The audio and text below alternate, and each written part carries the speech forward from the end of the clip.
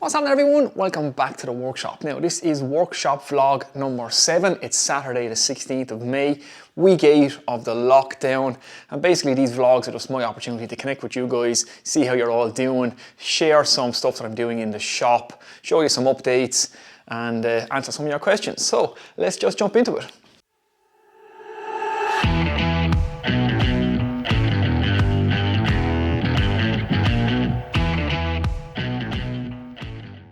Okay, so like I say, this is workshop vlog number 7, and first order of business is to check in with you guys and see how you're all doing. So how are you all doing? How are you getting through this lockdown? I hope you're all hanging in there and doing well, as you and your loved ones are safe no matter where you are in the world, and that you're getting through this thing. This is week 8 of the lockdown here.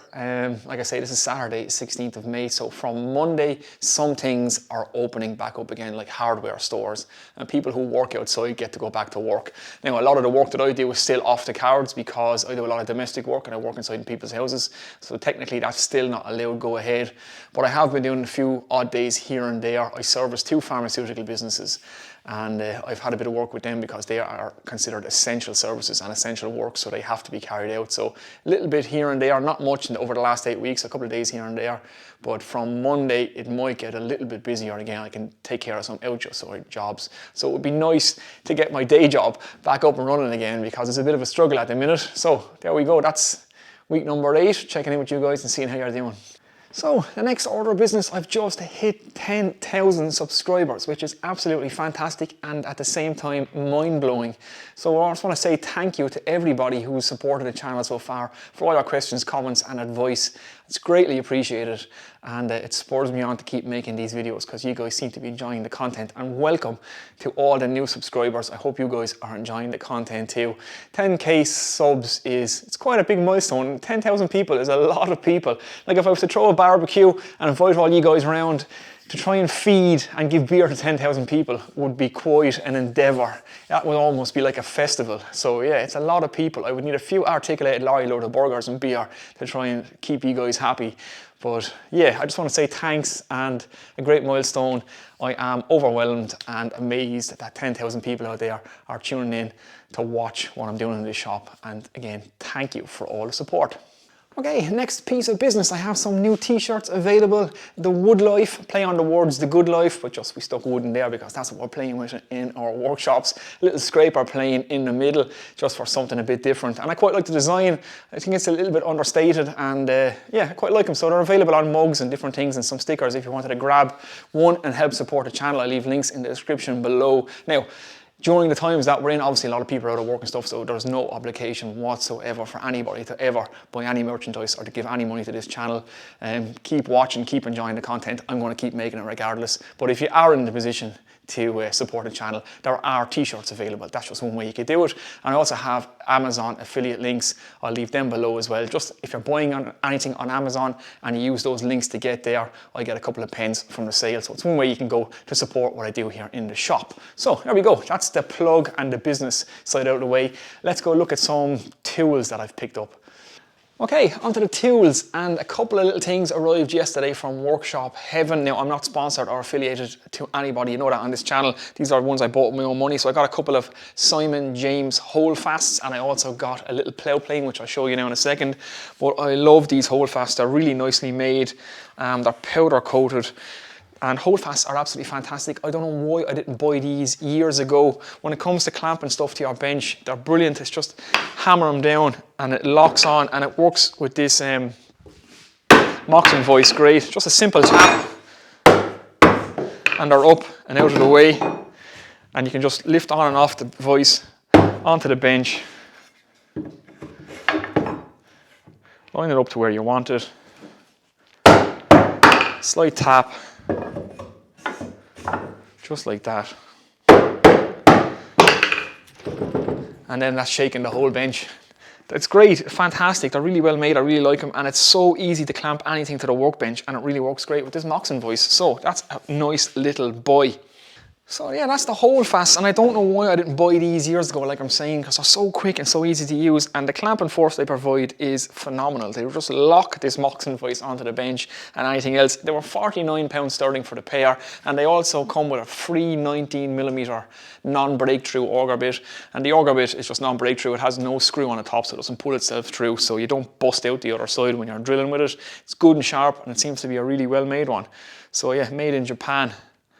It's a nice little bit that comes free with it. So for £49 sterling, that's a pretty good deal. And like I say, these are really nicely made.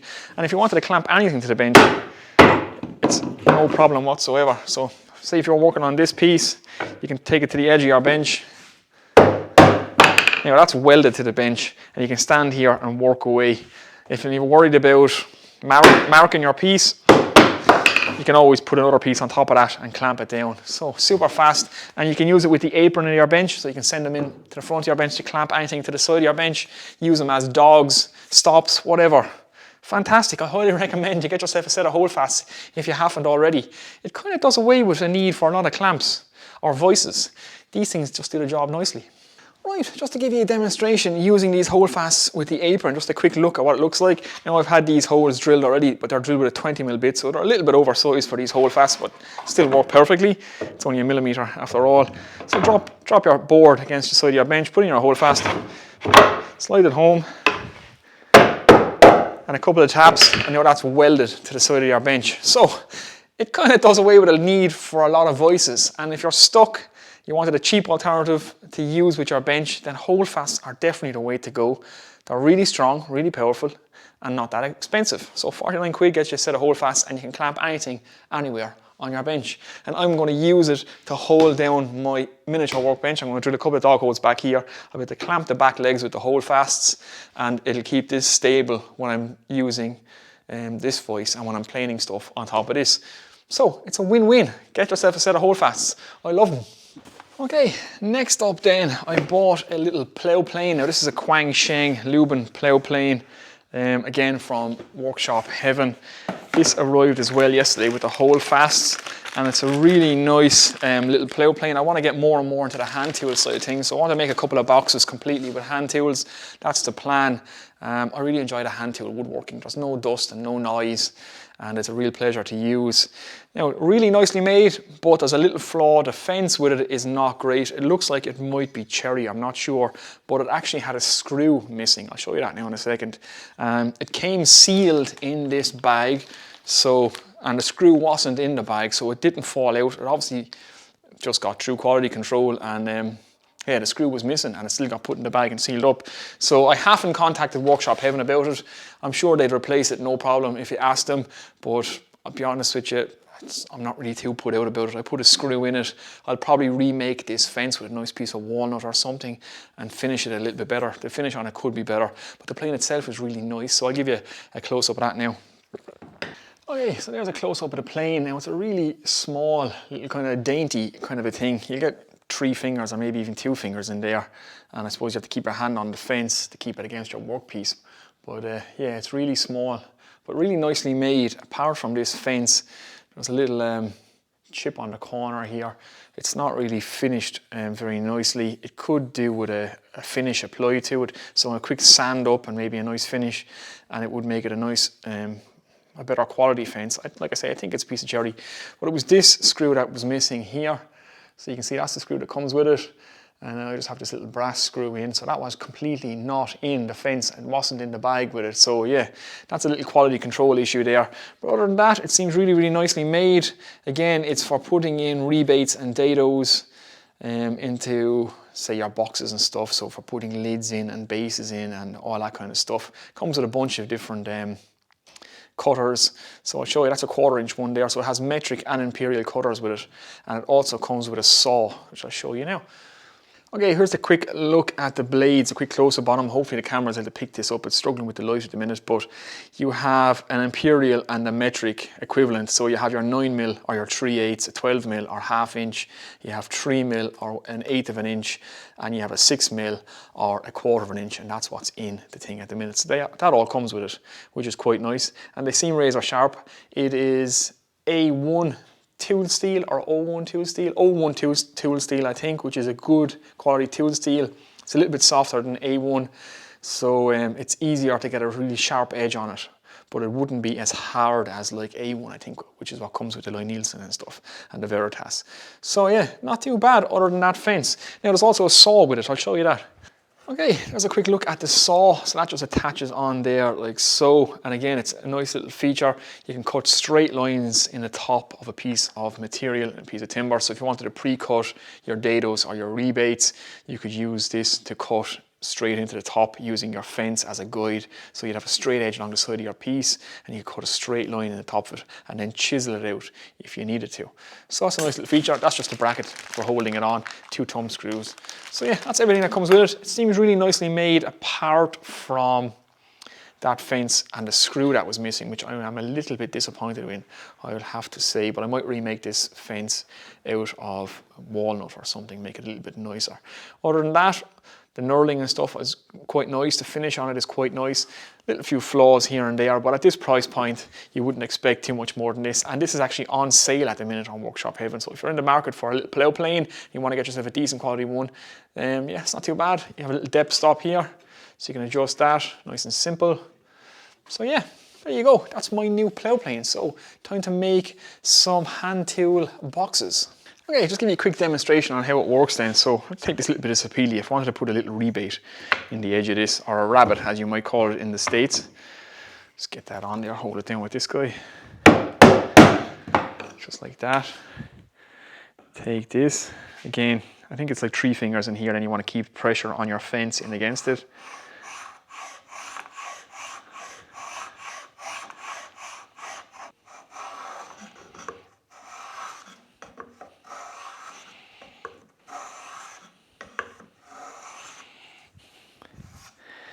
There we go, just like that. Just a little rabbet or rebate in the edge of the piece, using our fence as a guide. Now, I haven't sharpened this blade. That's the blade straight out of the box, and it's cutting pretty well.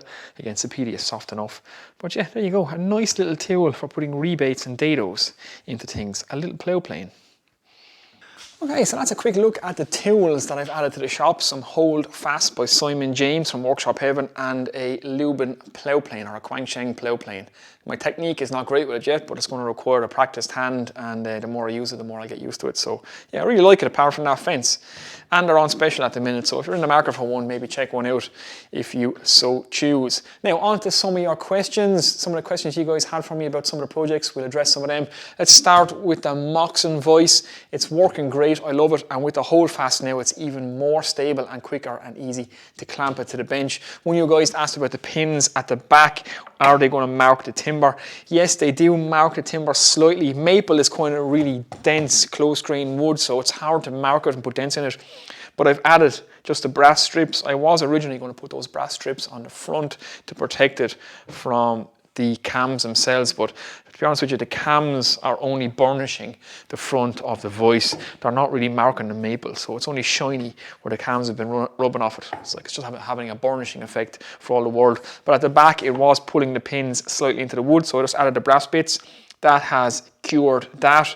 So yeah, if you're going to build this voice, maybe just get 2 hardwood strips, or 2 hard plastic strips, or 2 pieces of hard metal. Screw them either side of that, just to stop your pins pulling themselves into the wood if you want to keep a nice clean look. So that's the first question. Okay, next, a few questions on the miter saw station. So a few guys had a few observations about it. One of you guys was asking about the dust extraction, is it working well? I didn't really show it in the video because the video was getting a bit long, and I was kind of editing stuff in and editing stuff out, and I decided, well, you're going to see me using this saw a whole bunch in upcoming videos, so you'll get an idea how it's working. But it's working really well.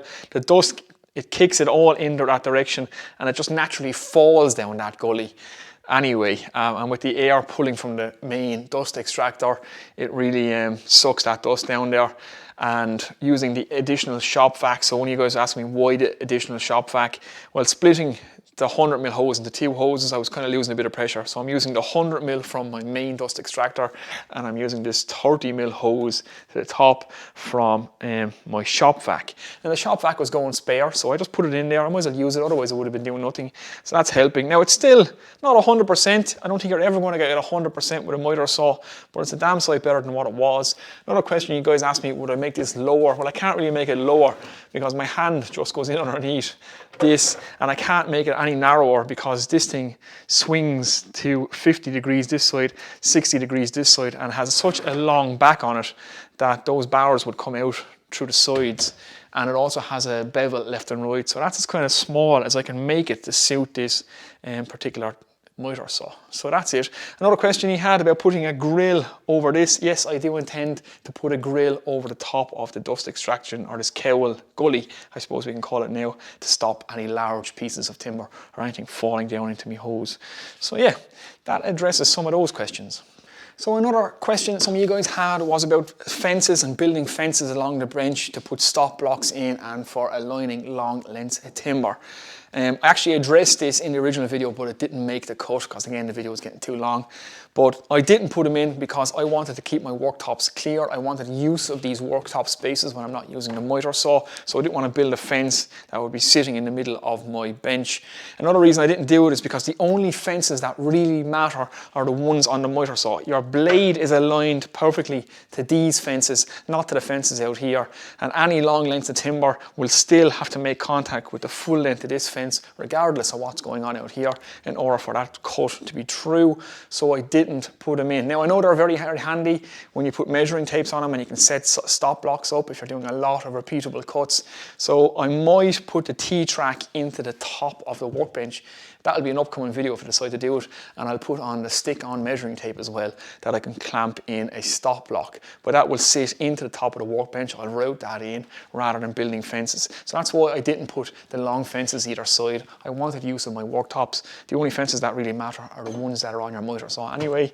And yeah, so that addresses the questions of the miter saw. Okay, another question that keeps coming up time and time again, and I know I've addressed this now in a few videos, but obviously some of you guys don't get to see it as you're new subscribers, you're only seeing the recent videos. I keep getting questions about these work pants. What are they? Do I like them? Where did I get them? What brand are they? Who makes them? Can I get them? Where do you get them? So these are Snickers Workwear. Now there's many different varieties of Snicker Workwear pants. I'm not sure the exact variety of these ones, but the ones you see me in most often are my Snickers Rough Work. They're the ones that are all black with the grey. These are kind of grey with the black. My Rough Work ones are my favourite, but they don't last as long as these ones. These ones, believe it or not, are 6 years old and are still going strong. I wear these 7 days a week. Obviously I wash them, of course. I'm not wearing them 7 days in a row. So I wear them, wash them, stick them in the dryer that night. For 7 days a week, I actually live in these things. I would never wear any other clothes other than my Snickers overalls if I happened to go anywhere else. I would just live permanently in these. I like them that much. They're comfortable and durable. And like I say, these ones are actually 6 years old, so they're fantastic. So what I might actually do to answer all these questions once and for all is to do a full review of Snickers Workwear pants. I have a couple of different types. I'll show you the pros and cons. Some of them fail, some of them don't. And yeah, they are a little bit on the expensive side, some of them, but if you're wearing them 6-7 days a week for 300 and something days out of the year, it's not really that much money to spend on a pair of pants, considering a pair of jeans could cost you twice that much and you might only wear it once a month. So that's what these are. These are Snickers Workwear. If you just Google them, you get a full list of the Snickers stuff. I do believe Snickers now are starting to sell into the US. So if you guys in the US are after these as well, there's Snickers Direct, I believe. They do US, Euro and the UK. So I think you can get them over there now, guys, if you're into it. So yeah, I'll do a full review of all my Snickers gear in an upcoming video. That's enough on that. Okay, that kind of sums it up. I don't think there's anything else. If you're wondering what this is my Rode Video Mic Go. My little lapel mic that I had plugged into this is finally, after packing in, I've repaired it so many times now, and you can just hear it clipping all the time and static and all that kind of stuff. So I need to get a new one of these. Now, these are great because they have a built-in mic, but they're very uncomfortable to clip to your t-shirt, to keep flopping around. It's better to use an actual lavalier or lapel mic in conjunction with these. So it's actually sitting here on my neck now, it's driving me crazy, and every time I bend down, it actually flips around and faces into me. So you might hear a few odd bumping and stuff, and maybe me breathing as well. So I have to get this back in my pocket with a new lapel mic to get the audio back to the way it needs to be. So that's it, guys. I think I've covered everything in this update and this vlog. I don't think there's anything else I need to tell you guys other than keep safe. Thanks for all the new subscribers. I'm absolutely over the moon that we've hit 10K. So there's going to be some cool stuff coming up in the future. I have some good plans. I'm trying to get a few different ideas and a few different things on board. So when I have news of that, I will be sure and let you guys know. And so yeah, that's it. 10K subscribers. We're still on lockdown. I hope you're all hanging in there. That's what I'm doing in the shop today. It's Saturday, so it's time for a couple of beers. I shall chat to you later, guys. Take it easy.